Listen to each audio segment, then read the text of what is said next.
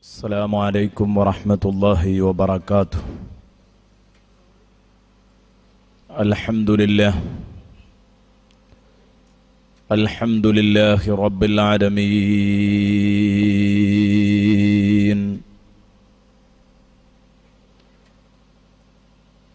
والصلاة والسلام على سيد المرسلين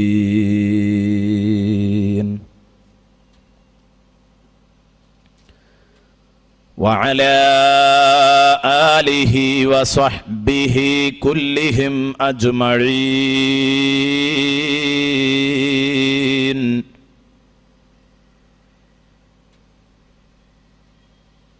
الصلاة والسلام عليك يا رسول الله،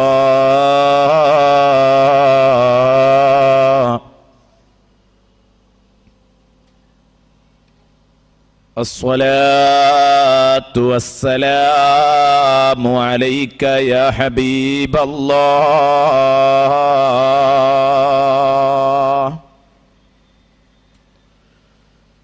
خذ بأيدينا قلت حيلتنا، أدركنا يا رسول الله.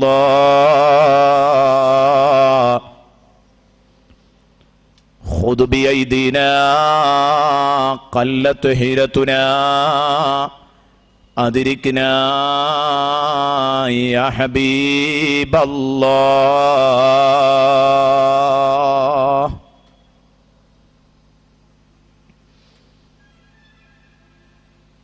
أما بعد، أعوذ بالله من الشيطان الرجيم.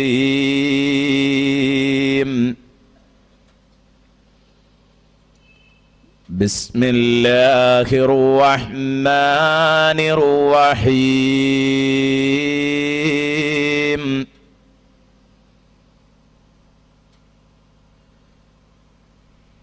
ولمن خاف مقام ربه جنتان،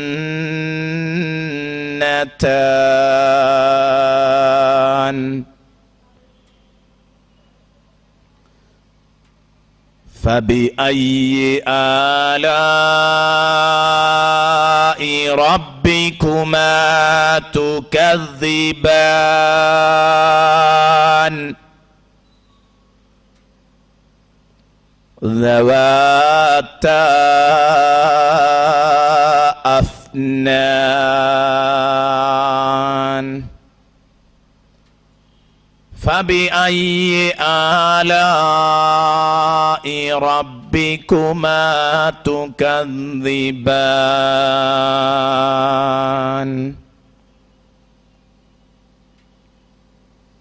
فيهما عينان تجريان،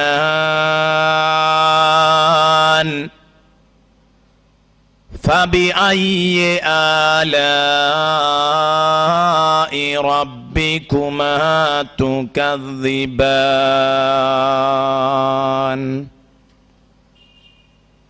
فيهما من كل فاكهة زوجان، فبأي آلاء ربكما تكذبان،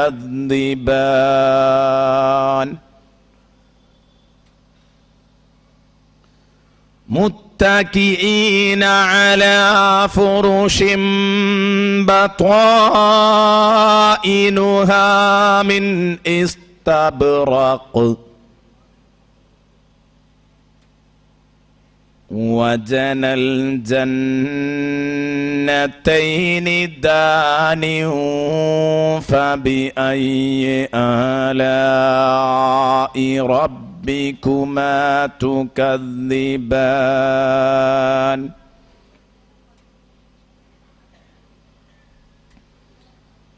فيهن قاصرات الطرف لم يطمثهن إنس لم يطمثهن إنس قبلهم ولا جان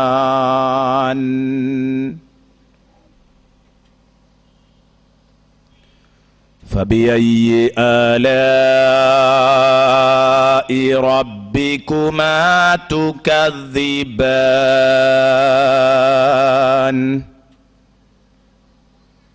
كأنهن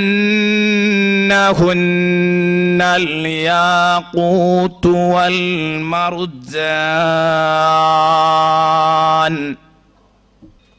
فبأي آلاء ربكما تكذبان ومن دونهما جنتان فبأي آلاء ربكما تكذبان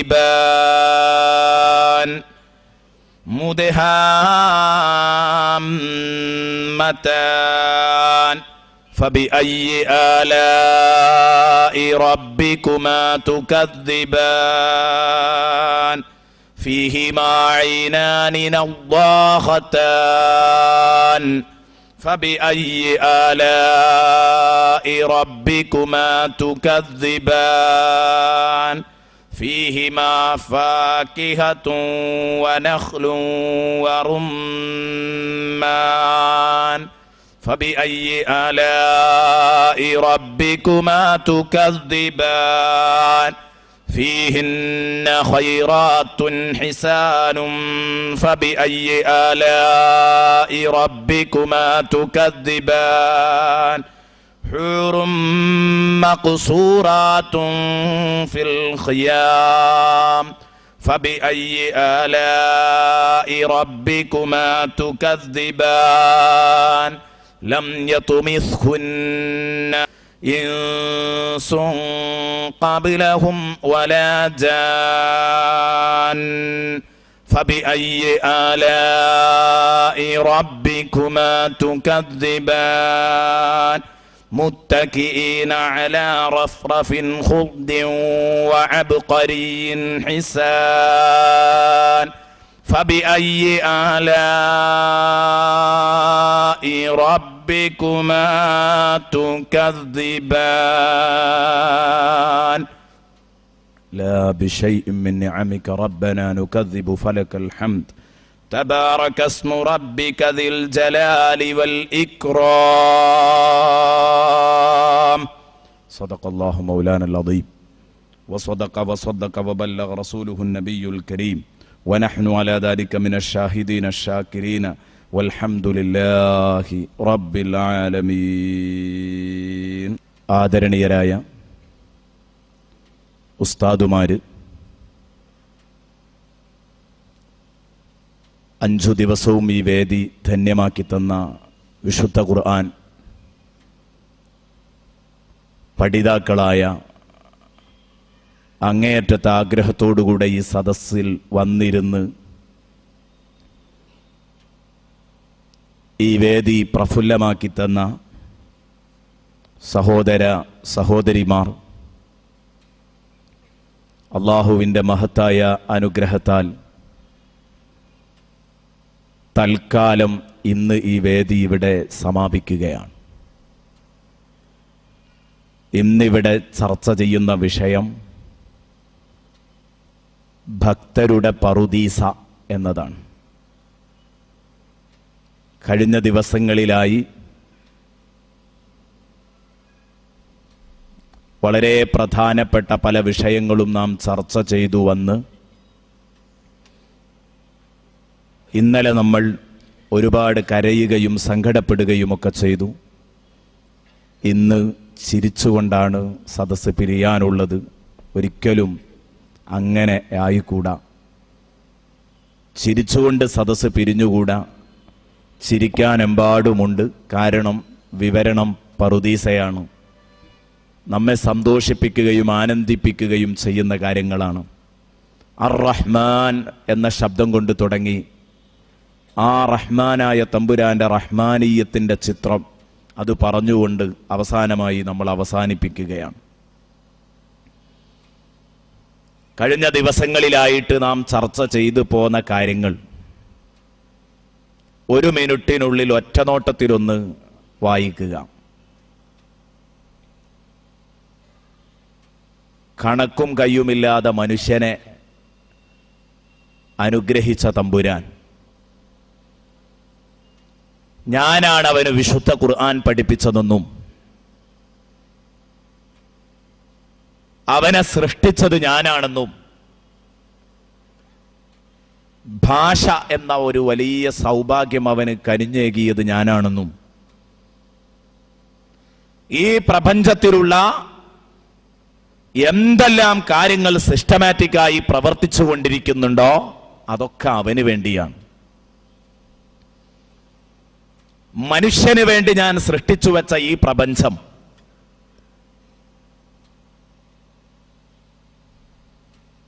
ആ പ്രപഞ്ചം മുഴുക്കെ എനിക്ക് വേണ്ടി സുജൂദ് ചെയ്തുകൊണ്ടിരിക്കുമ്പോ, മനുഷ്യ നീ ഒരിക്കലും എനിക്ക് സുജൂദ് ചെയ്യാൻ കൂട്ടാക്കുന്നില്ല.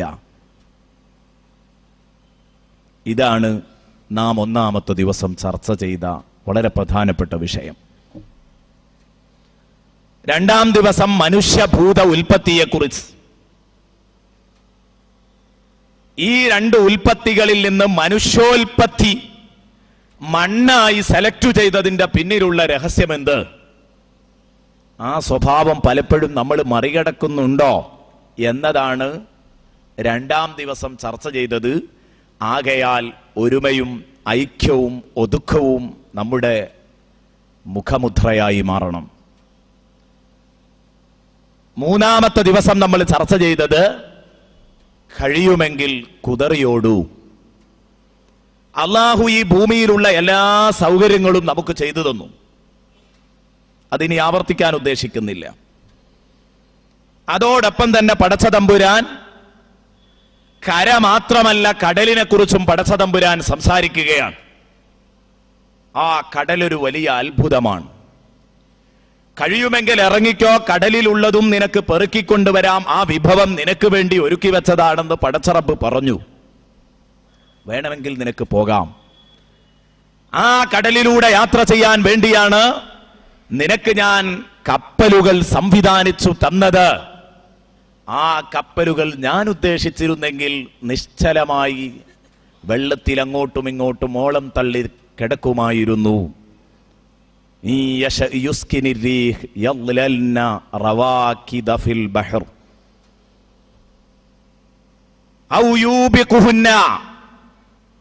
അല്ലെങ്കിൽ ആ കപ്പലുകളെ ഞാൻ മുക്കി നശിപ്പിക്കുമായിരുന്നു എന്ന് പടച്ച തമ്പുരാൻ പറഞ്ഞു. അതിൽ മുങ്ങി നശിച്ചു പോകുമായിരുന്നു നിങ്ങൾ. ഞാൻ പറഞ്ഞു, അന്ന് പറഞ്ഞു, കാറ്റിനെ നിശ്ചലമാക്കിയിരുന്നെങ്കിൽ എന്ന് മാത്രമല്ല, ആ കപ്പലിന്റെ ചാലക ശക്തിയായ ഏതേത് ഇന്ധനങ്ങളുണ്ടോ ആ ഇന്ധനങ്ങളൊക്കെ അള്ളാഹു വേണ്ട എന്ന് വെച്ചാൽ, എന്നല്ല നിങ്ങൾ അത്യാധുനിക സൗകര്യങ്ങളോടുകൂടെ ഉണ്ടാക്കിയ നിങ്ങളുടെ കപ്പലുകൾ അതേതു സമയത്തും മുങ്ങിപ്പോയേക്കാം.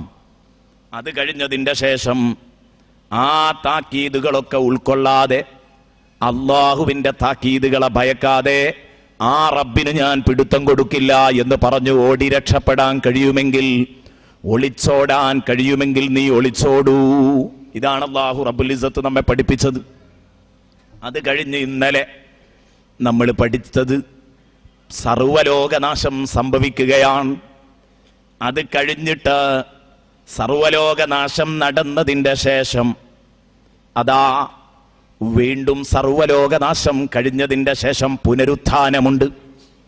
ആ പുനരുത്ഥാനത്തിൽ മനുഷ്യന്റെ വിരൽ തലപ്പടക്കം നേരെയാക്കിയെടുക്കാൻ പടച്ച റബ്ബിന് സാധിക്കുമെന്ന് നമ്മൾ പറഞ്ഞു.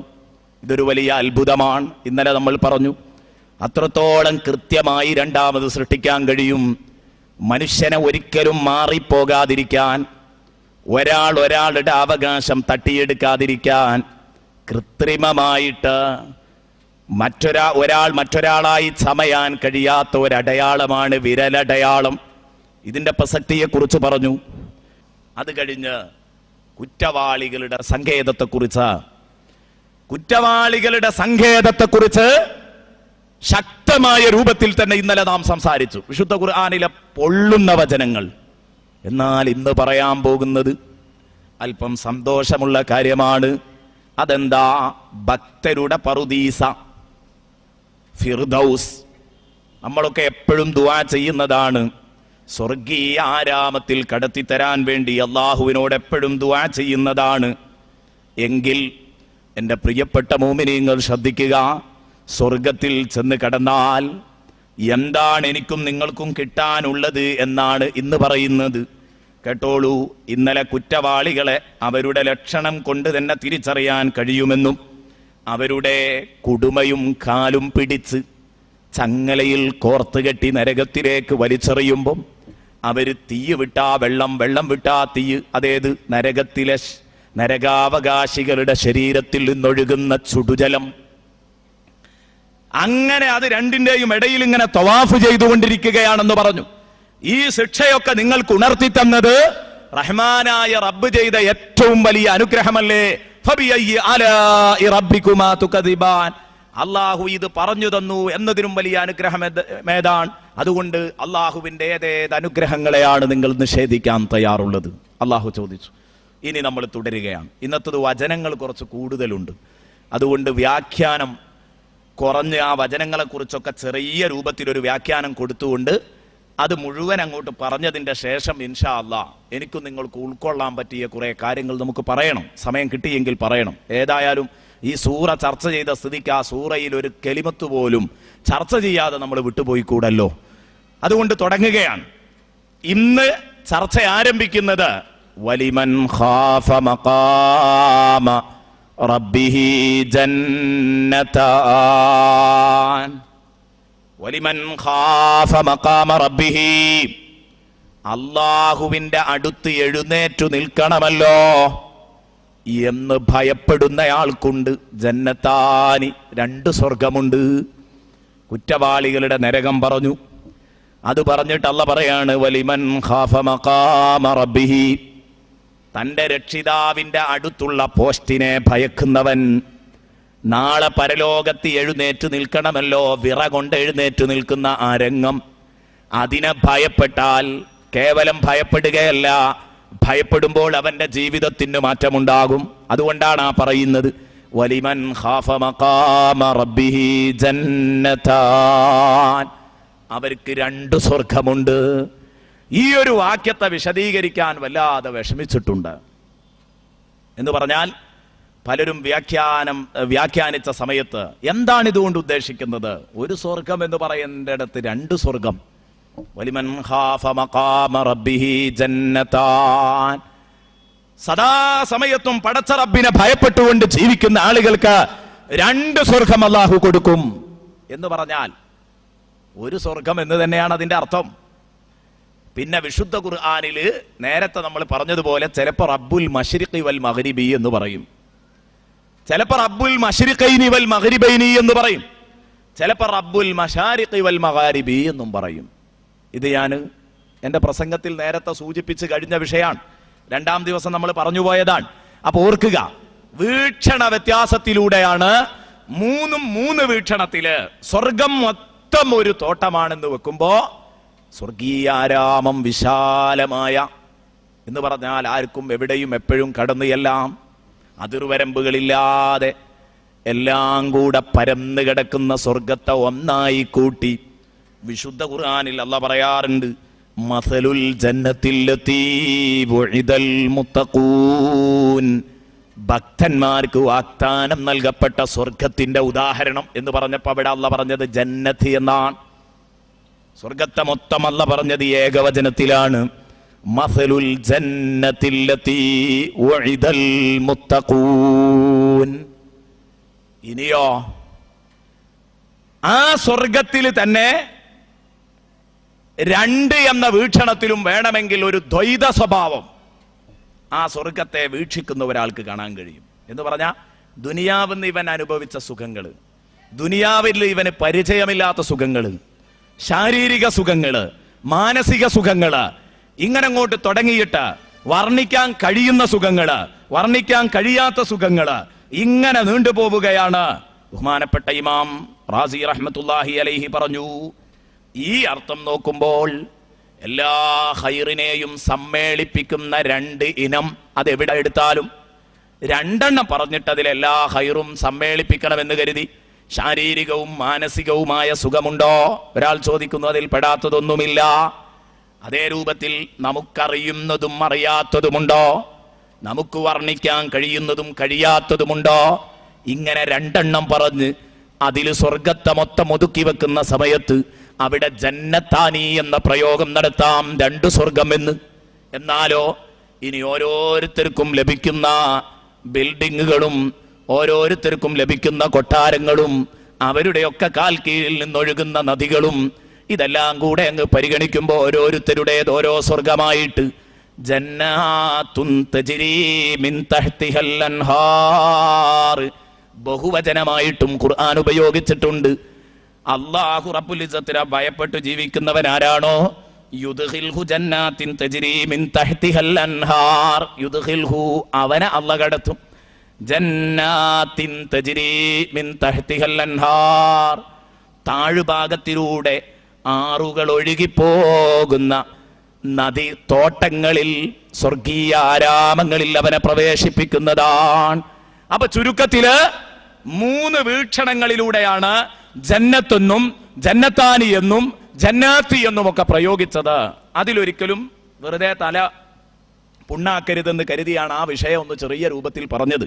ഇമാം റാസി റഹ്മത്തുള്ളാഹി അലൈഹി പറഞ്ഞ ആ വ്യാഖ്യാനം അവിടെ വല്ലാത്ത തൃപ്തികരമായ വ്യാഖ്യാനമാണ്. അത് നേരത്തെ നമ്മൾ പറഞ്ഞല്ലോ, മശ്രിക്ക് മശ്രിക്കൈനി മശാരിഖ് എന്നൊക്കെ പറഞ്ഞപ്പോഴുണ്ടായ 3 വീക്ഷണം പോലെയുള്ള വീക്ഷണം.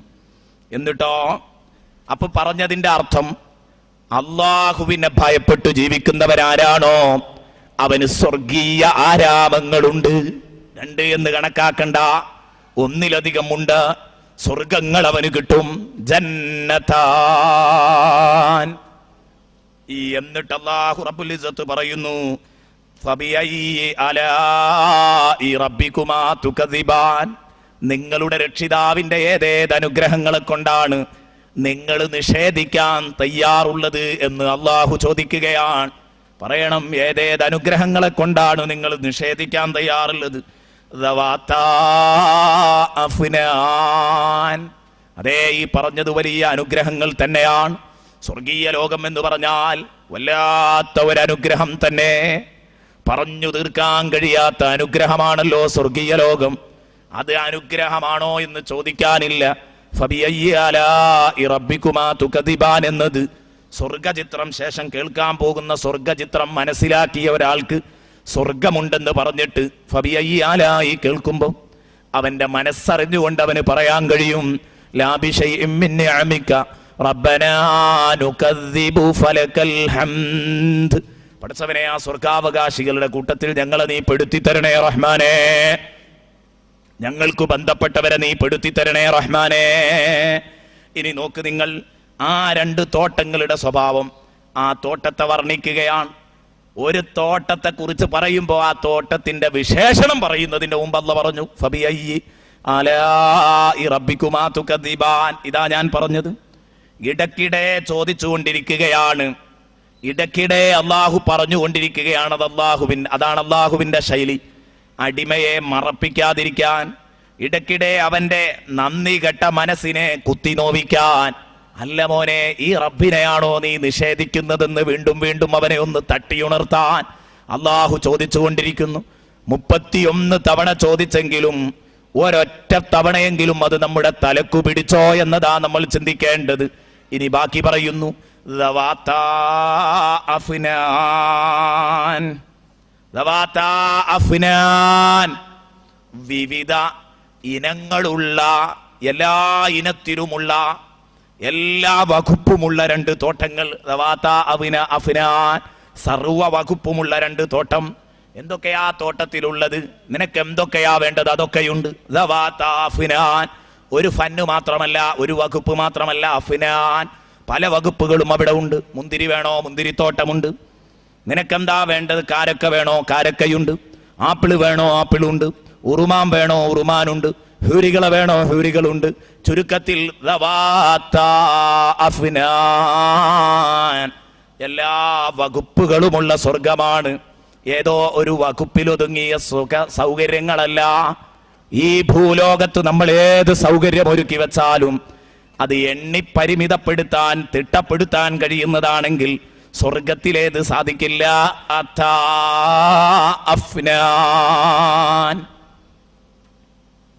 എല്ലാ വകുപ്പുകളും തിങ്ങി നിറഞ്ഞു നിൽക്കുന്ന 2 സ്വർഗീയ ആരാമങ്ങൾ അവർക്ക് നൽകപ്പെടും.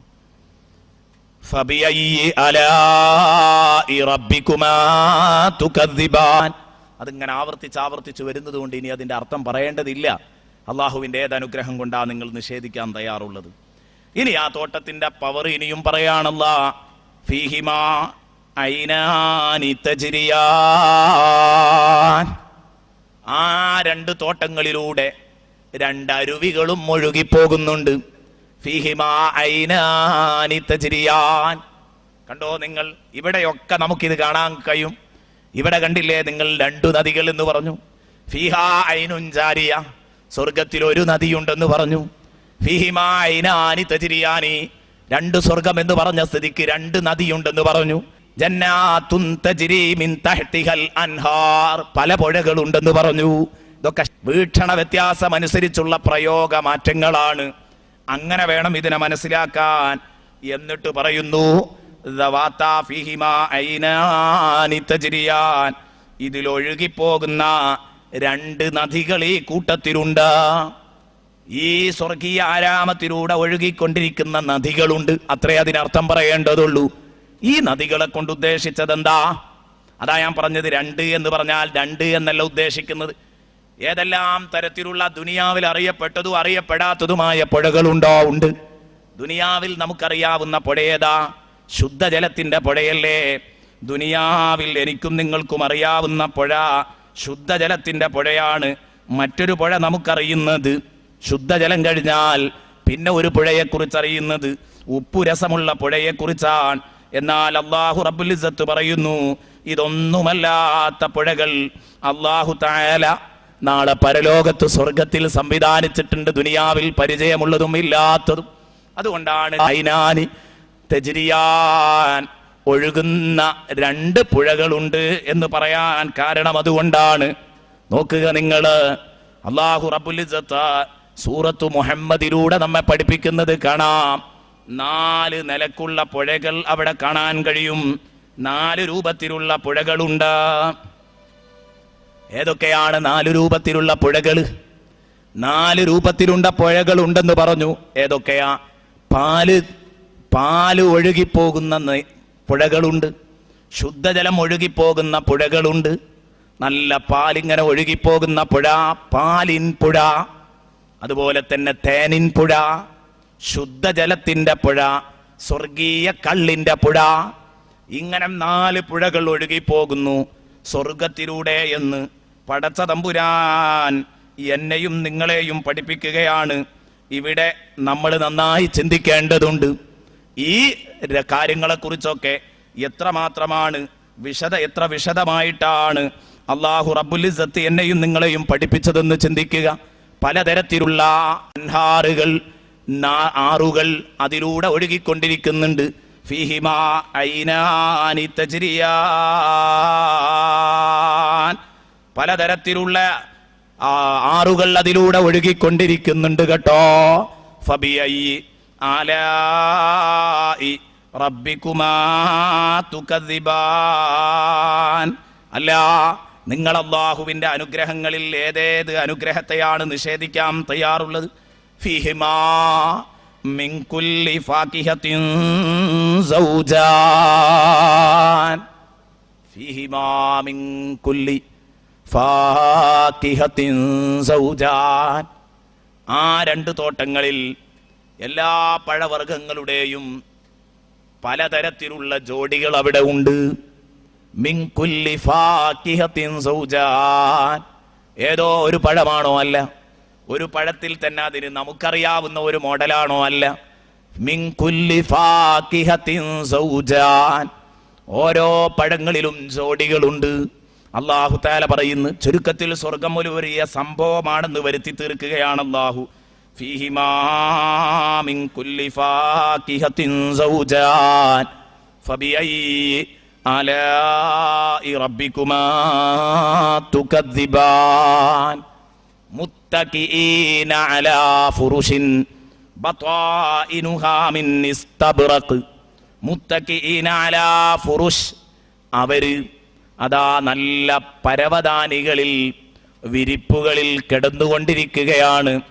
അവര് കിടക്കുന്നത് നല്ല ബെഡുകളിലാണ്.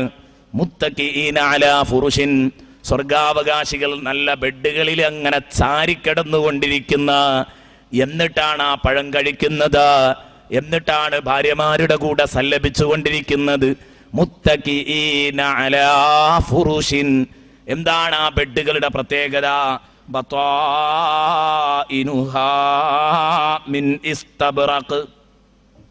ബത്വാഇനുഹാ മിൻ ഇസ്തബ്റഖ്, അതിന്റെ അന്തർഭാഗം നല്ല കട്ടിയുള്ള പട്ടുകൊണ്ടാണ് അല്ലാഹു നിർമ്മിച്ചത്.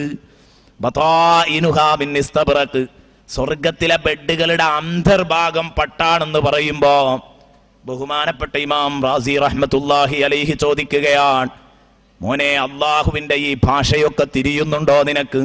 അല്ലാഹു തആല പറയുന്നത് സ്വർഗത്തിലെ ബെഡുകളുടെ അന്തർഭാഗം പട്ടാണ്.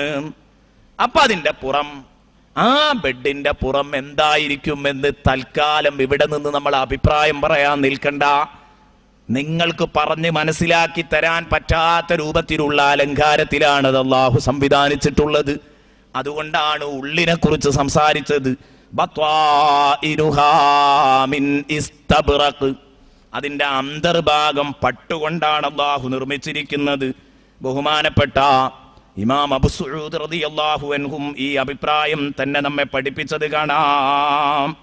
ബഹുമാനപ്പെട്ടവർ പറയുകയാണ്, വഹൈസു കാനതു ബത്വാഇനുഹാ കദാലിക ഫമാ ളന്നുക ബിളഹാഇരിഹാ, ഇതിന്റെ അന്തർഭാഗം ഇത്രമാത്രം സമൃദ്ധമാണെങ്കിൽ മോനെ, ഇതിന്റെ പുറം, ഇതിന്റെ ഉപരിതലത്തെക്കുറിച്ച് ചർച്ച ചെയ്യാൻ നിൽക്കണോ? വേണ്ട. എന്തേ കാരണം? ഭൂമി ലോകത്തുള്ള ബെഡ്, ഭൂമി ലോകത്തുള്ള സോഫ, ആ സോഫ ബെഡ് നിങ്ങളങ്ങ് പൊളിച്ചാൽ എന്തായിരിക്കും അതിന്റെ അവസ്ഥ? നിങ്ങളെയൊക്കെ വീട്ടിലിട്ടിരിക്കുന്ന സോഫ കാണാൻ എന്തൊരു വൃത്തിയുണ്ട് അല്ലേ? നല്ല അടിപൊളി സോഫകളും ബെഡുകളും ഒക്കെ പലപ്പോഴും അതിനങ്ങോട്ട് ബ്ലേഡ് വെച്ചാൽ, കത്തി വെച്ച് അതിന്റെ ഉള്ളിലുള്ളത് പുറത്തോട്ടിങ്ങ് ചാടിയാൽ, എന്നോ 10 കൊല്ലം മുമ്പ് വേസ്റ്റ് കൊട്ടയിൽ ഉപേക്ഷിച്ച സാധനം വരെ അതിന്റെ ഉള്ളിൽ കണ്ടെത്തിയേക്കാം. ദുനിയാവിലെ ബെഡുകള് പുറം മോടി കൂട്ടലാണ്. ആ പുറം മോഡിഫൈ ചെയ്ത് ഉള്ളു വളരെ വൃത്തികെട്ട അവസ്ഥയിലാണെങ്കിൽ അതല്ല കേട്ടോ നാളത്തെ സ്വർഗം. അവിടെ കിട്ടുന്ന ബെഡിന്റെ ഉൾഭാഗം തന്നെ നല്ല പട്ടുകൊണ്ടാണല്ലോ നിർമ്മിച്ചതെങ്കിൽ ബഹുമാനപ്പെട്ടവർ തന്നെ പറയുന്നത് കാണാം, അതിന്റെ പുറംഭാഗത്തെ കുറിച്ച് ചിന്തിക്കാൻ കഴിയില്ല. ഇമാം നസഫി പറഞ്ഞു, ലഹായിറുഹാ ലാ യഅലമുഹാ ഇല്ലല്ലാഹ്, അതിന്റെ ബാഹ്യ, അതിന്റെ പുറംഭാഗം എന്താണ് അതിന്റെ അവസ്ഥ എന്ന്, ലാ യഅലമുഹാ ഇല്ലല്ലാഹ്, ഇല്ല ഇല്ല, പടച്ച റബ്ബിനല്ലാതെ അറിയില്ല. ലാ യഅലമുഹാ ഇല്ലല്ലാഹ്, അത് മനസ്സിലാക്കാൻ വേണ്ടിയിട്ടാണ് മുത്തഖീന അലാ ഫുറുഷിൻ ബത്വാഇനുഹാ മിൻ ഇസ്തബ്റഖ് എന്ന് വിശുദ്ധ ഖുർആനിൽ അല്ലാഹു പറയാൻ കാരണം. ഇനി തന്നെ കണ്ടില്ലേ, അവിടെ മറ്റൊരു കാര്യം ചിന്തിക്കാനുണ്ട്. അവർ ബെഡിലേക്ക് ചാരിക്കിടന്ന് ആ ഭക്ഷണം തിന്നുന്നു. നേരത്തെ പറഞ്ഞത് മിൻ കുല്ലി ഫാകിഹത്തിൻ സൗജാൻ എന്നാണെങ്കിൽ ആ പഴങ്ങളൊക്കെ അവർ ആസ്വദിക്കുന്നത് എങ്ങനെയാണ്? ബെഡിലേക്ക് ചാരിക്കിടന്നാൻ. തൊട്ടടുത്ത് തന്നെ ഇനി അല്ലാഹ് പറയുന്നത് അതല്ലേ, വജനൽ ജന്നതൈനിദാൻ, രണ്ടാരാമങ്ങളിലെയും കായ്ക്കനികൾ, ജന പറിച്ചെടുക്കാൻ പറ്റുന്ന കായ്ക്കനികൾ, വജനൽ ജന്നതൈൻ, രണ്ടാരാമങ്ങളിൽ നിന്നും നിങ്ങൾക്ക് പറിച്ചെടുക്കാനുള്ള കായ്ക്കനികൾ. ദാൻ എന്ന് പറഞ്ഞാൽ, ദാനിൻ എന്ന് പറഞ്ഞാൽ അതിന്റെ അർത്ഥം ഖരീബുൻ, അത് നിങ്ങളുടെ തൊട്ടടുത്താണ് സ്ഥിതി ചെയ്യുന്നത്. നിങ്ങളുടെ തൊട്ടടുത്താണ് ആ രണ്ട് ആരാമങ്ങളുടെയും പഴവർഗ്ഗങ്ങളുള്ളത്. നിങ്ങളുടെ തൊട്ടടുത്ത് തന്നെയാണ്. യനാലുഹുൽ ഖായിമു വൽ ഖായിദു വൽ മുൽതജി. ഇമാം അബൂ സഊദ് പറഞ്ഞു, ആ പറഞ്ഞതിന്റെ താല്പര്യോ സ്വർഗത്തിലെ കായിക്കനികൾ നിങ്ങളുടെ തലക്കുമീതെ തൂങ്ങിക്കിടക്കുന്നു എന്ന് പറഞ്ഞാൽ ഇരിക്കുന്നവൻ ഇരിക്കുന്നിടത്ത് നിന്ന് പറിക്കാം, അവന് പഴം പറിക്കാൻ വേണ്ടി എഴുന്നേൽക്കണ്ട.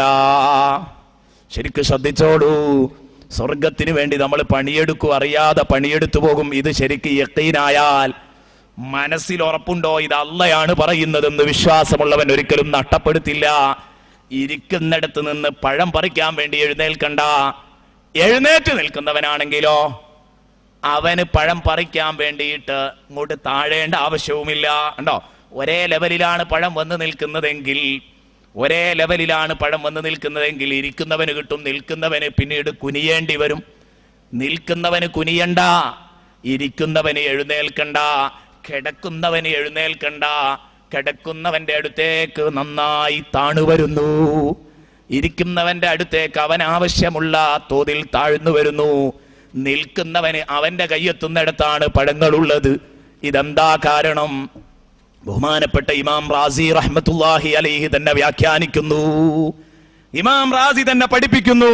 എന്റെ പ്രിയപ്പെട്ട കൂട്ടുകാരെ, എത്രമാത്രം സൗന്ദര്യമുള്ള വ്യാഖ്യാനങ്ങളായി നൽകിയിരിക്കുന്നത്. ഇങ്ങനെയൊക്കെ ഇരിക്കുന്നവനും പറിക്കുക, നിൽക്കുന്നവനും പറിക്കുക, കിടക്കുന്നവനും പറിക്കുക. അപ്പോ എവിടെയാണ് ഈ സാധനം നിൽക്കുന്നത്? അത് നിൽക്കുന്നത് മരത്തിലാണ്. പക്ഷേ ഓരോ സ്വർഗാവകാശിക്കും അവന് വേണമെന്ന് തോന്നുമ്പോ ആ സാധനം ഇങ്ങോട്ട് വരികയാണ്. എന്തേ കാരണം? ഭൂമിയിൽ അള്ളാഹു നിശ്ചയിച്ച ഒരു നിയമം ഉണ്ടായിരുന്നു. ശരിക്കും ശ്രദ്ധിച്ചോളൂ, സ്വർഗം എന്ന് പറഞ്ഞാൽ അത്ഭുതങ്ങളുടെ കലവറയാണ്, യാതൊരു സംശയവുമില്ല. ഇമാം റാസി പറഞ്ഞു, അൽ അജായിബു കുല്ലുഹാ മിൻ ഖവാസിൽ ജന്ന. സ്വർഗം അത്ഭുതങ്ങളുടെ കലവറയാണ്. അത്ഭുതങ്ങളാണ് സ്വർഗത്തിന്റെ പ്രത്യേകത. അത് നമ്മൾ ആ വിഷയം എങ്ങനെ ചിന്തിച്ചതൊക്കെ എങ്ങനെയാ നടക്കുക എന്ന് ചിന്തിച്ചിട്ട് കാര്യമില്ല. ഞാൻ നേരത്തെ പറഞ്ഞിട്ടുണ്ട്, ഒരു റഹ്മത്തിന്റെ എട്ടാവട്ടത്തിൽ നിന്ന് ചിന്തിച്ചിട്ട് നമുക്ക് എങ്ങനെയാ അത് ബോധ്യപ്പെടുക? അവിടെ 99 റഹ്മത്ത് ഒരുമിച്ച് ഇറങ്ങുന്ന സ്ഥല, അല്ലാഹ് 99 എണ്ണം എടുത്തു വെച്ചതല്ലേ. അപ്പൊ അവിടെ നമ്മളെ സുഖിപ്പിക്കുന്ന സമയത്ത് അത് ഇവിടെ നിന്ന് നമുക്ക് കോലപ്പെടുത്താൻ കഴിയില്ല. പക്ഷേ അതിന്റെ ബുദ്ധി, അതിന്റെ യുക്തി മഹാനായ ഇമാം റാസി സംസാരിക്കുന്നു. ആ റാസി ഇമാമിന്റെ ബറക്കത്ത് കൊണ്ട് അല്ലാഹു നമ്മളെ രക്ഷപ്പെടുത്തി തരട്ടെ. ഞാൻ പറഞ്ഞു, ആ റാസിയൊക്കെ ഇന്നാണ് ജീവിക്കുന്നതെങ്കിൽ എവിടെ എത്തിയിട്ടുണ്ടാകുമെന്ന് നമ്മൾ ചിന്തിക്കണം. എന്നിട്ട് ഇമാം റാസി പറയുകയാണ്, ബഹുമാനപ്പെട്ടവർ പറയുന്നു, വജനൽ ജന്നത്തൈനി ദാൻ എന്ന് പറയാൻ കാരണം സ്വർഗം അത്ഭുതങ്ങളുടെ കലവറയാണ്. അതുകൊണ്ട് തന്നെ ഭൂമിയിൽ മനുഷ്യൻ അവന്റെ ആവശ്യങ്ങളുടെ പിന്നാലെ ഓടുകയായിരുന്നു, അല്ലെ? ഭൂമിയിൽ എവിടെയാണോ വെള്ളം ഉള്ളത് ആ വെള്ളം ഉള്ളോടത്തേക്ക് മനുഷ്യൻ അങ്ങോട്ട് ചെല്ലുകയാണ്, അല്ലേ? കിണർ നമ്മൾ എവിടെയാ വെള്ളം ഉള്ളതെങ്കിൽ കുഴിച്ച് നമ്മൾ ആ കിണർ ഏത് ലെവലിലാ വെള്ളം ഉള്ളതെങ്കിൽ അതുവരെ കുഴിച്ച് ആ വെള്ളത്തെ പിടിക്കുകയാണ്. അത് അള്ളാഹു തരുന്ന അനുഗ്രഹമാണ്. അതൊക്കെ ഞാൻ കുഴിച്ചുണ്ടാക്കിയതാണെന്നൊന്നും ആരും പറഞ്ഞാൽ നടക്കില്ല. അള്ളാഹു പറഞ്ഞു, ആ വെള്ളം അവിടെ നിന്ന് അങ്ങോട്ട് തന്നാൽ നിങ്ങൾക്ക് ആരാണോ ശുദ്ധജലം കൊണ്ടുവന്ന് തരിക? ആ താക്കീതൊക്കെ ഒരു വിശ്വാസിയുടെ മനസ്സിൽ ഇടിമുഴക്കം പോലെ വീഴും, ഇല്ലേ? കാരണം എന്താ? എത്രയോ സ്ഥലത്ത് അങ്ങനെയല്ലേ ഉള്ള വെള്ളം വലിഞ്ഞു പോകാറുണ്ട്. പിന്നെ കുഴലടിച്ചാ പോലും വെള്ളം കിട്ടാറില്ല.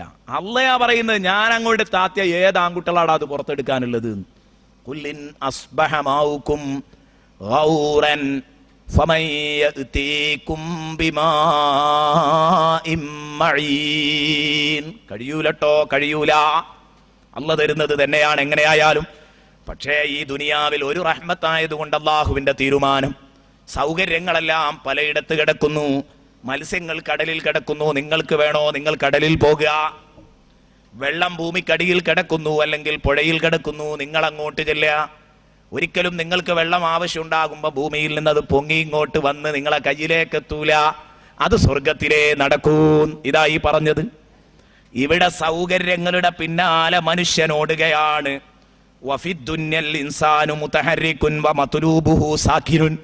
ഇമാം റാസി പറയുകയാണ്, ഇഹലോകത്ത് മനുഷ്യനോടുന്നു, അവൻ അന്വേഷിക്കുന്ന അവന്റെ വെള്ളവും ഭക്ഷണവും വാഹനവും ഒക്കെ സാക്കിനുൻ, ഒരു സ്ഥലത്ത് നിശ്ചലമായി കിടക്കുകയാണ്.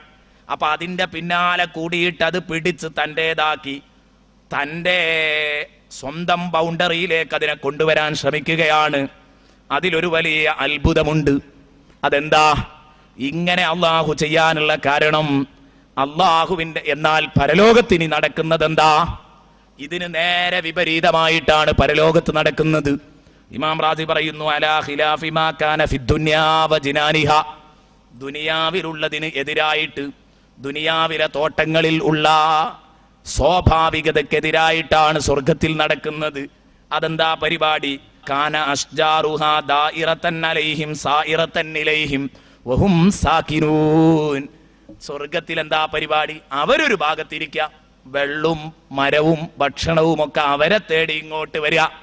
5 സ്റ്റാർ ഹോട്ടലിൽ കയറിയാൽ തിരിയുന്ന ടേബിളിൽ നിന്ന് ഭക്ഷണം കഴിക്കുക. കാരണം ഓരോ ഭാഗത്തേക്കും കൈ എത്തിപ്പിടിക്കുക എന്നത് പ്രയാസമായതുകൊണ്ട് സാധനം അങ്ങോട്ട് കറക്കി കൊടുത്താൽ മുന്നിൽ വരുമ്പോൾ അത് കോരി തിന്നുക.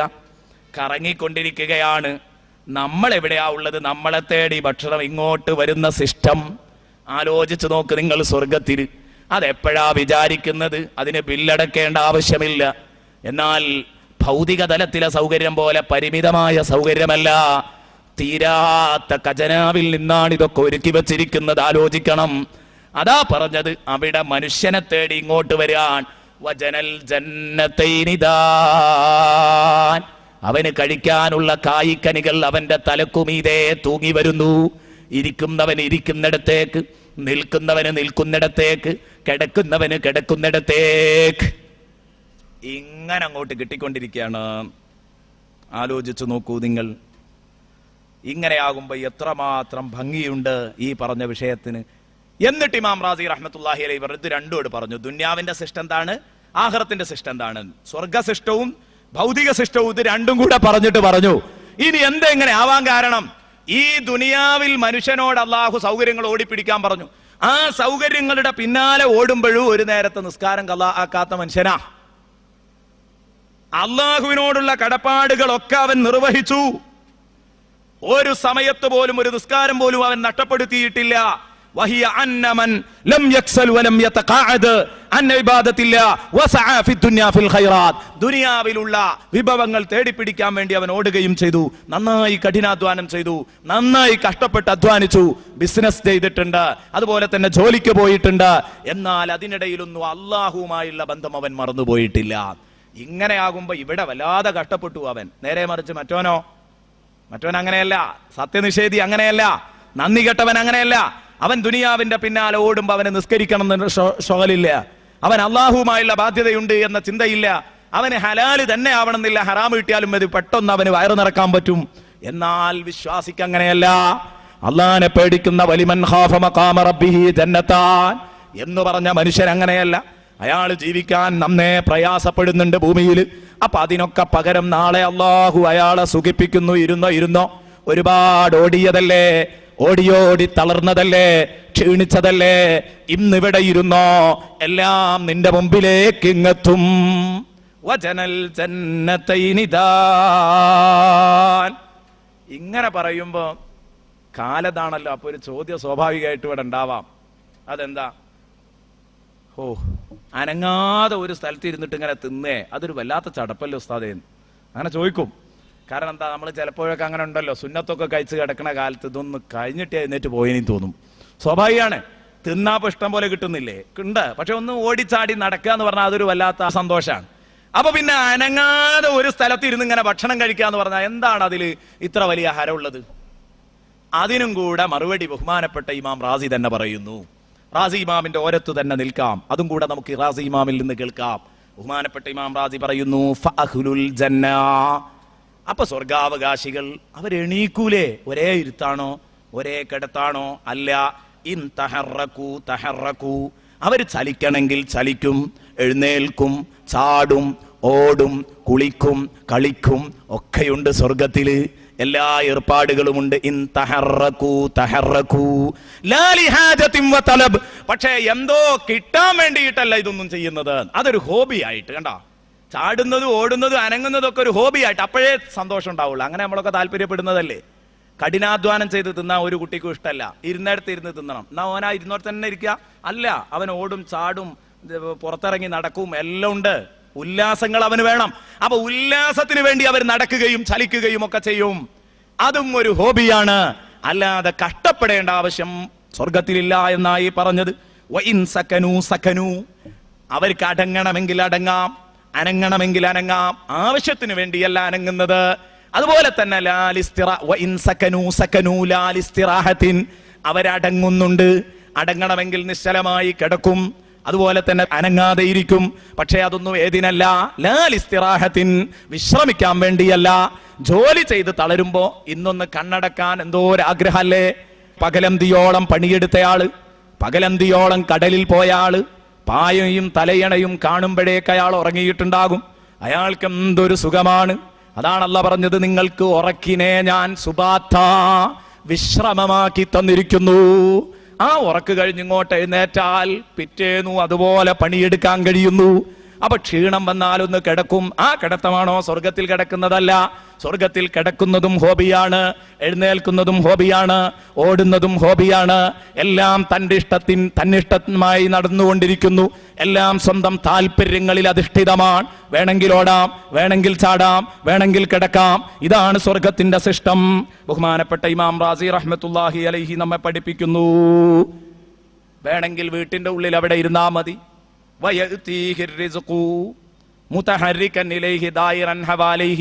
അവന്റെ ചുറ്റും കറങ്ങി അവനിലേക്ക് ചലിച്ചെത്തും. അവന് വേണ്ട ഭക്ഷണവും വെള്ളവും എല്ലാ സൗകര്യങ്ങളും. ഒന്നിനു വേണ്ടിയും അതിന്റെ പിന്നാലെ ഓടേണ്ട ആവശ്യമില്ല. ആ സ്വർഗത്തിന്റെ ഒരു മിനി സ്വർഗം ഈ ഭൂമിയിൽ ആർക്കെങ്കിലും കിട്ടാൻ സാധ്യതയുണ്ടോ? അള്ളാഹുവിന്റെ ഔലിയാക്കളുടെ ദറജയിലേക്ക് ഉയർന്നവർക്ക് ഈ ദുനിയാവിൽ അള്ളാഹു കൊടുത്തേക്കാം. അള്ളാഹുവിനെ അനുസരിച്ച് കഴിഞ്ഞുകൂടുന്ന ഒരാള്, ആ ആൾക്ക് ജോലിയും കാര്യമൊന്നും ഇല്ലാതിരിക്കുമ്പോ ഒരു പക്ഷേ അള്ളാഹു മുകളിൽ നിന്ന് ഭക്ഷണം അങ്ങോട്ട് ഇറക്കി കൊടുത്തേക്കാം, ചോദ്യം ചെയ്യാൻ പറ്റില്ല. ഇമാം റാസി റഹ്മത്തുള്ളാഹി അലൈഹി തന്നെ പറയുന്ന, സുമ്മ ഇന്നൽ വലിയ കത്തസീറു ലഹു ദുനിയാ ഉന്മൂദജം മിനൽ ജന്ന, പിന്നെ അള്ളാഹുവിന്റെ ഔലിയാക്കളിൽപ്പെട്ട ഒരു വലിയന് ഇവിടെ തന്നെ ഭൂമിയിൽ തന്നെ അവൻ മോഡൽ സ്വർഗം കണ്ടേക്കാം. കത്തകൂനു ലഹു ദുനിയാ ഉന്മൂദജം മിനൽ ജന്ന, ഒരു മോഡൽ സ്വർഗം ഇവിടെ നിന്ന് തന്നെ കിട്ടിയേക്കാം. ഫഇന്നഹു യകൂനു സാകിനം ഫീ ബൈതിഹി, സ്വന്തം പ്രൈവറ്റ് റൂമിൽ ഇരിക്കുകയായിരിക്കുമ്പോൾ യതീഹി റിസ്ഖു മുതഹർരികൻ ഇലൈഹി ദാഇറൻ ഇലൈഹി, ഇവനെ ലക്ഷ്യം വെച്ച് സാധനം ഇങ്ങോട്ട് ഇവന്റെ അടുത്തേക്ക് കറങ്ങി ഓടി വരുന്നത് കാണാൻ കഴിയും. ഏതുപോലെ അല്ലാഹു വിശുദ്ധ ഖുർആനിൽ പറഞ്ഞില്ലേ? അതിന് തെളിവ് പറയുകയാണ് ഇമാം റാസി, കുല്ലമാ ദഖല അലൈഹാ സക്കരിയൽ മിഹ്റാബ വജദ ഇൻദഹാ റിസ്ഖാ, ബഹുമാനപ്പെട്ട മറിയം ബീവി അലൈഹസ്സലാം നിൽക്കുന്ന മെഹ്റാബിൽ നിസ്കാര ഹാളിലേക്ക് സക്കരിയാ നബി കടന്നു ചെല്ലുമ്പോ ഈ മറിയം ബീവിയുടെ അടുത്ത് സക്കരിയാ നബി ഭക്ഷണവുമായിട്ട് എത്തുമ്പോഴേക്ക് വജദ ഇൻദഹാ റിസ്ഖാ, താൻ വെച്ചതല്ലാത്ത വേറെ ആ സീസണിൽ കിട്ടുക പോലും ചെയ്യാത്ത ഭക്ഷണങ്ങൾ മറിയം ബീവിയുടെ പരിസരത്ത് കണ്ടിരുന്നു. ഖുർആനാണ് നമ്മെ പഠിപ്പിക്കുന്നത്. ചിന്തിക്കുക. അപ്പൊ അങ്ങനെ അള്ളാഹുവിന്റെ ഔലിയാക്കൾക്കുണ്ടാകാം. എന്നിട്ട് ഇങ്ങനെയൊക്കെ ഏതെങ്കിലും ഒരു കറാമത്ത് കേട്ടാൽ അതിനെ കൊച്ചാക്കാനോ അതിനെ കുതിരയാക്കാനോ ഒന്നും ശ്രമിക്കണ്ട. ഏതെങ്കിലും മാലയിലോ മൗലിദിലോ ഒക്കെ അങ്ങനെ കാണുമ്പോഴേക്ക് അതിനെയൊക്കെ ആകെ തള്ളിക്കളയാനൊന്നും ശ്രമിക്കണ്ട. തീർച്ചയാണ് സംഭവിച്ചേക്കാം, സംഭവിക്കണമെന്ന് നിർബന്ധമില്ല. നാളെ പരലോകത്താണ് അള്ളാഹു മുത്തഖീങ്ങളെ എന്തായാലും സുഖിപ്പിക്കാൻ തീരുമാനിച്ചത്. അവിടെയാണ് ഭക്തരുടെ പറുദീസ ഒരുങ്ങി നിൽക്കുന്നത്. അള്ളാഹു അങ്ങോട്ട് എത്തിപ്പെടാൻ എനിക്കും നിങ്ങൾക്കും അള്ളാഹു ഭാഗ്യം നൽകട്ടെ. അപ്പൊ ചുരുക്കത്തിൽ നാം പറഞ്ഞു വന്നത്, ഈ ഭൂമിയിൽ കഷ്ടപ്പെട്ടെങ്കിലേ ജീവിക്കാനൊക്കൂ, വിയർപ്പൊഴുക്കിയെങ്കിലേ ജീവിക്കാനൊക്കൂ, ഓടിപ്പാഞ്ഞെങ്കിലേ ജീവിക്കാനൊക്കൂ. അത് അല്ലാഹു തആല വിശുദ്ധ ഖുർആനിൽ തന്നെ സൂചിപ്പിച്ചിട്ടുണ്ട്.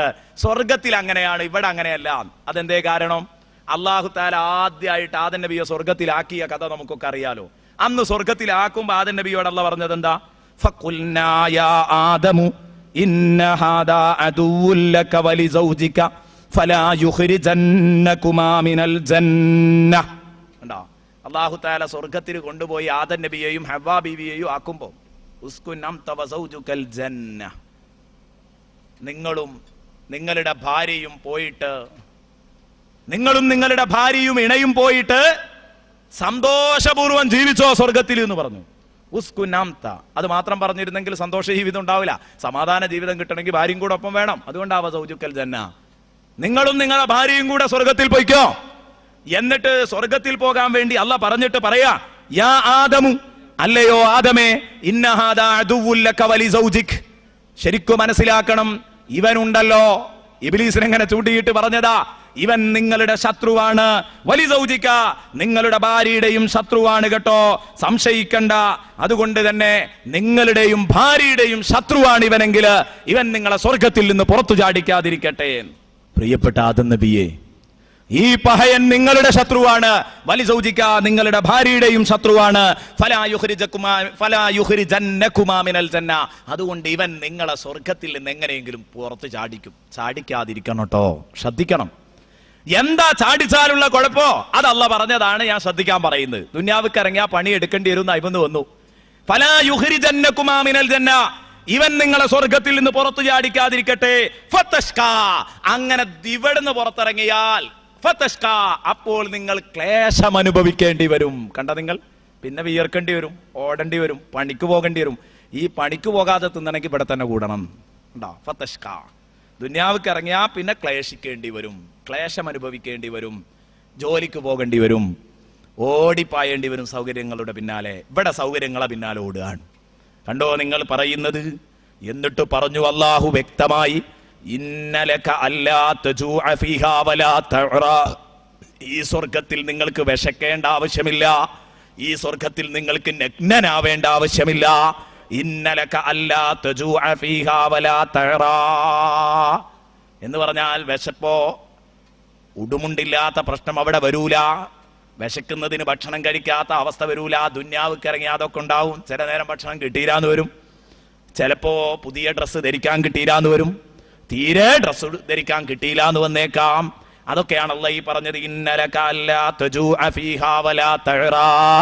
അല്ലയോ ആദം നബിയെ, ഈ സ്വർഗത്തിൽ നിങ്ങൾക്ക് വിശക്കേണ്ട ആവശ്യമില്ല, ഇവിടെ നിങ്ങൾക്ക് ഉടുമുണ്ടില്ലാത്ത പ്രശ്നം വരില്ല. വഅന്നക ലാ തദ്മഉ ഫീഹാ, നിങ്ങൾ ഈ സ്വർഗത്തിൽ നിന്നൊരിക്കലും ദാഹിക്കുകയില്ല, വെള്ളം കിട്ടാത്ത പ്രശ്നം സ്വർഗത്തിൽ വരൂലട്ടോ. വലാ തൽഹ, വെയിലേൽക്കേണ്ട ആവശ്യമില്ല, ഭൂമിയിൽ പോയാ വെയിൽ കൊള്ളേണ്ടി വരും. വലാ തൽഹ, വെയിൽ കൊള്ളണ്ട സ്വർഗത്തിൽ. അല്ലാഹു തആല പറയുന്നു ഇത്രയും ഭംഗിയുള്ള ഒരായത്ത്. ഫഖുൽനാ യാ ആദമു ഇന്ന ഹാദാ അദുവ്വുൻ ലക വലിസൗജിക ഫലാ യുഖ്രിജന്നകുമാ മിനൽ ജന്നതി ഫതഷ്ഖാ ഇന്ന ലക അല്ലാ തജൂഅ ഫീഹാ വലാ തഅറാ വഅന്നക ലാ തദ്മഉ ഫീഹാ വലാ തദ്ഹാ എന്നല്ല പറഞ്ഞത് സൂറത്തു താഹയുടെ 117, 118, 119 വചനങ്ങളിലൂടെ അല്ലാഹു റബ്ബുൽ ഇസ്സത്ത് എന്നെയും നിങ്ങളെയും പഠിപ്പിക്കുകയാണ്. അപ്പൊ നമുക്ക് പഠിക്കാൻ ഇവിടെ ധാരാളം വിഷയങ്ങളുണ്ട്. എന്നിട്ട് അല്ലാഹു തആല പറയുന്നു വജനൽ ജന്നതൈനി ദാൻ, സ്വർഗത്തിലെ കായ്ക്കനികൾ അവന്റെ തൊട്ടു തലക്കുമീതെ തൂങ്ങിക്കിടക്കുന്നു. എവിടെയാ ഉള്ളത്? ആ പാകത്തിലേക്ക് വന്നു നിൽക്കുന്നു. ഫബിഅയ്യി ആലാഇ റബ്ബികുമാ തുകദ്ദിബാൻ ലാ ബിശൈഇൻ മിൻ നിഅമിക റബ്ബനാ നുകദ്ദിബു ഫലകൽ ഹംദ്. കൂട്ടുകാരെല്ലാവരും ആ വാക്കുകൾ ഉരുവിടുന്നുണ്ട്. ഉരുവിടാത്തവരുണ്ടെങ്കിൽ പറയണം. കാരണം ഇത്രയും പറഞ്ഞിട്ട് അള്ളാഹുവിൻ്റെ അനുഗ്രഹങ്ങൾ, ആ അനുഗ്രഹങ്ങൾ ഏത് അനുഗ്രഹമാ നിങ്ങൾ നിഷേധിക്കാൻ തയ്യാറുള്ളത്? വല്ലതിനും നിനക്ക് ധൈര്യം ഉണ്ടോ എന്നായി ചോദിക്കുന്നത്. ഇല്ല റബ്ബേ എന്നുടനെ പറയണം. അതിൻ്റെ ബറക്കത്തും ഉണ്ടെങ്കിലും ആ സുന്നത്തെടുത്ത ബറക്കത്തും ഉണ്ടെങ്കിലും നാളെ പടച്ച റബ്ബിൻ്റെ കോടതിയിൽ നമ്മൾ സലാമത്തായി കിട്ടിയാലോ? ഒരു കൂട്ടം ആളുകൾ ഇരുന്ന് ഇനി ദുആ ചെയ്യാൻ പോകുമ്പോൾ അതിലേറെ മഹത്വമുണ്ട് ഈ വേദിക്ക്. ഇൻഷാ അല്ലാഹ് ഇന്ന് നിങ്ങൾ ദുആ ഒക്കെ കഴിഞ്ഞതിൻ്റെ ശേഷമേ പോകാവൂ. കാരണം ഇന്ന് സമാപന ദിവസമാണ്. ഇൻഷാ അല്ലാഹ് നരകത്തിൽ നിന്ന് മോചനം കിട്ടി നമുക്ക് ഈ സ്വർഗത്തിലേക്ക് എത്തണം. ഇനി അല്ലാഹ് പറയുന്നു ഫീഹിന്ന ഖാസിറാത്തുത് തർഫി ലം യതുമിസ്ഹുന്ന ഇൻസുൻ ഖബ്ലഹും വലാ ജാൻ. ഫീഹിന്ന ഖാസിറാത്തുത് തർഫ്, ഫീഹിന്ന സ്വഭാവം മാറി. നേരത്തെ പറഞ്ഞതുപോലെ ആ സ്വർഗങ്ങളിലുണ്ട്. കണ്ടാ, ഫീഹ എന്ന് പറഞ്ഞു, ഫീഹിമ എന്ന് പറഞ്ഞു, ഇപ്പൊ ഫീഹിന്ന എന്നാ പറയുന്നത്. ആ സ്വർഗങ്ങളിലുണ്ട്. ഈ പറഞ്ഞ ഇതുവരെ പറഞ്ഞ സ്വർഗങ്ങളിലുണ്ട്.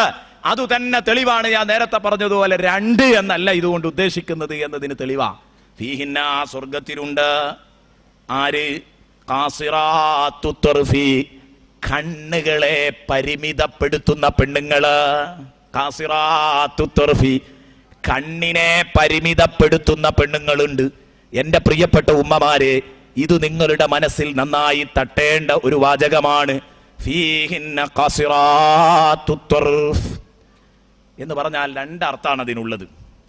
കണ്ണുകളെ പരിമിതപ്പെടുത്തുന്ന പെണ്ണുങ്ങൾ എന്ന് പറഞ്ഞാൽ അവരവരുടെ ഭർത്താക്കന്മാരെ മാത്രമേ നോക്കൂ, വേറെ ഉള്ളവരുടെ സൗന്ദര്യം ആസ്വദിക്കുക അത് നോക്കുകയില്ല. അവരുടെ സ്വന്തം ഭർത്താക്കന്മാർക്ക് വേണ്ടി അവരെ ആസ്വദിക്കാനും അവരെ ആസ്വദിപ്പിക്കാനും വേണ്ടിയിട്ട് മാറി നിൽക്കുന്ന ടീം. ഇതാണ് സ്വർഗത്തിലുള്ള സ്ത്രീകള്. ഫീഹിന്ന ഖാസിറാത്തു ത്വർഫ്. അപ്പൊ ദുനിയാവിൽ പലപ്പോഴും ഭർത്താവിനെ വഞ്ചിക്കുന്ന സഹോദരിമാരുണ്ട്, നല്ലോണം കരുതണം. അത് വളരെ മോശപ്പെട്ട ഒരു സംഗതിയാണ്. അതും കൂടെ അള്ളാഹു ആയത്തിന്റെ ചുളിവിലൂടെ എന്നെയും നിങ്ങളെയും പഠിപ്പിച്ചു പോകുന്നുണ്ട്, വ്യക്തമായി പലയിടങ്ങളിലും പഠിപ്പിച്ചിട്ടുണ്ട്. പ്രത്യേകിച്ച് ഞാൻ ഓർമ്മപ്പെടുത്തുന്നു, പലയിടങ്ങളിലും ഗൾഫ് മേഖലകളിൽ വളരെ മോശപ്പെട്ട് കണ്ടുകൊണ്ടിരിക്കുന്ന ഒരവസ്ഥയാണ്. ഗൾഫിൽ ചോരനീരാക്കി അധ്വാനിക്കുന്ന ഭർത്താവ്, ആ ഭർത്താവിനെ മറന്ന് ഒരിക്കലും ആ ഭർത്താവിന്റെ കിടപ്പറയിൽ മറ്റൊരാളെ പങ്കുവെക്കാൻ പാടില്ല. ആ കിടപ്പറ മറ്റൊരാൾക്ക് പങ്കുവെക്കാൻ പാടില്ല. ഭർത്താവിനെ വഞ്ചിക്കാൻ പാടില്ല. എന്റെ പ്രിയപ്പെട്ട പെങ്ങളെ, ഞാൻ നിന്നോട് പറയട്ടെ, ആത്മാർത്ഥമായി പറയുന്നു, നിന്റെ കൂടെ ഒരു രാവ് കിടന്നുറങ്ങാൻ താല്പര്യമില്ലാത്തത് കൊണ്ടല്ല, നിന്റെയും മക്കളുടെയും കൂടെ സന്തോഷപൂർവ്വം ജീവിക്കാൻ താല്പര്യമില്ലാത്തത് കൊണ്ടല്ല. ആ പാവം അക്കരെ പോയത് എന്തുകൊണ്ടാണ്? അയാൾ എന്തുകൊണ്ടാണ് ചുട്ടുപൊള്ളുന്ന മണലാരണ്യത്തിൽ അധ്വാനിക്കുന്നതെന്നറിയോ? നെയ്യും മക്കളും മര്യാദക്കുള്ള ഒരു വീട്ടിലൊന്നുറങ്ങണമെന്ന് കരുതിയാൻ, അത്യാവശ്യം മോശമല്ലാത്ത ഒരു വീട് വേണമെന്ന് കരുതിയാൻ, സുഭിക്ഷമായ ഭക്ഷണം കഴിക്കണം, വെള്ളം കുടിക്കണമെന്ന് കരുതിയാൻ ആ ഭർത്താവ് അയക്കുന്ന പണം ചെലവഴിച്ച ഇന്ന് നമ്മുടെ പ്രിയപ്പെട്ട സഹോദരിമാര് അങ്ങാടിയിൽ കാണിച്ചു കൂട്ടുന്ന കൂത്താട്ടങ്ങൾ നിങ്ങൾ കണ്ടില്ലേ? ഫാൻസിയിലേക്ക് കയറിയിട്ട് സർവ്വ സൗന്ദര്യവർദ്ധക വസ്തുക്കളും വാങ്ങിയിട്ട് ആ പണം തൊലച്ച് കളയുകയാണ്. ഞാൻ എൻ്റെ സദസ്സിൽ ഗൾഫുകാരായ സുഹൃത്തുക്കൾ ഉണ്ടെങ്കിൽ പറയുന്ന, നിങ്ങളുടെ ഭാര്യമാർക്ക് നിങ്ങൾ കാശ് കൊടുക്കണ്ട എന്നല്ല, പക്ഷേ കാശ് കൊടുത്ത് ദുഷിപ്പിക്കുന്ന പരിപാടി ഉണ്ടാവാൻ പാടില്ല. അങ്ങനെ ഒരവസ്ഥയിലേക്ക് എത്തിക്കാൻ പാടില്ല. ഒരു വേള ആ കാശ് കൊണ്ട് വിലസുമ്പോൾ അവരുടെ കൂടെ അന്യ പുരുഷന്മാരുടെ സാന്നിധ്യവും കൂടെയുണ്ട്. ചുരുക്കത്തിൽ എല്ലാം ആസ്വദിക്കുന്ന ഒരു ചുറ്റുപാട്. ഇത് സഹോദരിമാര് പ്രത്യേകം ശ്രദ്ധിക്കണമെന്ന് ഓർമ്മപ്പെടുത്തുകയാണ്. ഈ പറഞ്ഞതിന്റെ അർത്ഥം എൻ്റെ ശബ്ദം കേൾക്കാമെന്ന ഉമ്മമാരങ്ങനെയാണെന്നല്ല, പെങ്ങന്മാരങ്ങനെയാണെന്നല്ല. പക്ഷേ പറയേണ്ടത് പറയണമല്ലോ. നമ്മുടെ ചുറ്റുപാടുകളിൽ പലപ്പോഴും നമ്മൾ കേട്ടുകൊണ്ടിരിക്കുന്ന വാർത്തകളാണ്. അതുകൊണ്ട് പറഞ്ഞു എന്ന് മാത്രം. ഒരിക്കലും ചെയ്യാൻ പാടില്ല, നന്ദി കെട്ടു പോകാൻ പാടില്ല. അല്ലാഹുവിന്റെ റസൂൽ സല്ലല്ലാഹു അലൈഹി വസല്ലമ തങ്ങൾ ഇസ്രാഇന്റെ രാത്രിയിൽ നരകത്തിൽ പെണ്ണുങ്ങളെ കണ്ടപ്പം, ഞാൻ ഏറ്റവും കൂടുതൽ കണ്ടത് പെണ്ണുങ്ങളെയാണ് നരകത്തിൽ എന്ന് റസൂലുള്ള പറഞ്ഞപ്പോൾ അവർ ചോദിച്ചു, നബിയെ അതിന്റെ കാരണം എന്താണ്? അള്ളാന്റെ ഹബീബ് പറഞ്ഞത്, നിങ്ങൾ ഭർത്താവിന്റെ ഔദാര്യത്തെ നിഷേധിക്കുന്നവരാണ്. ഭർത്താവ് കഷ്ടപ്പെട്ട് തരുന്നതിനോട് നിങ്ങൾക്ക് നന്ദി കാണിക്കാൻ തോന്നുന്നില്ല. നിങ്ങൾ നന്ദി കേട് കാണിക്കുന്നവരാണ്, പോരാ പോരാ എന്ന് പറയുന്നവരാണ്. ഇൻഷാ അല്ലാ ആ ഭാഗങ്ങളൊക്കെ സമയം കിട്ടിയെങ്കിൽ പിന്നീട് ഒരല്പം ഞാൻ പരാമർശിക്കും. അഥവാ വചനങ്ങൾ തീർന്നു പോയില്ലെങ്കിലോ എന്ന ഒരു ബേജാറുള്ളത് കൊണ്ട് പെട്ടെന്ന് തുടർന്നുള്ള വചനങ്ങളിലേക്ക് കടക്കുകയാണ്. ഫീഹിന്ന ഖാസിറാത്തു ത്വർഫ്. സ്വന്തം ഭർത്താക്കളിൽ കണ്ണിനെ ഒതുക്കി വെക്കുന്ന പെണ്ണുങ്ങൾ, മറ്റു പുറമ്പോക്കിലേക്ക് നോക്കാത്തവർ.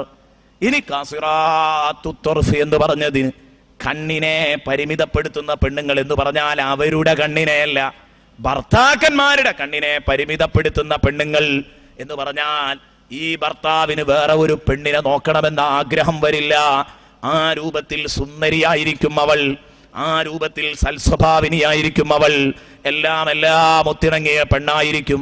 അയാൾക്ക് അവളെ തന്നെ കണ്ടിരിക്കാനായിരിക്കും താല്പര്യം.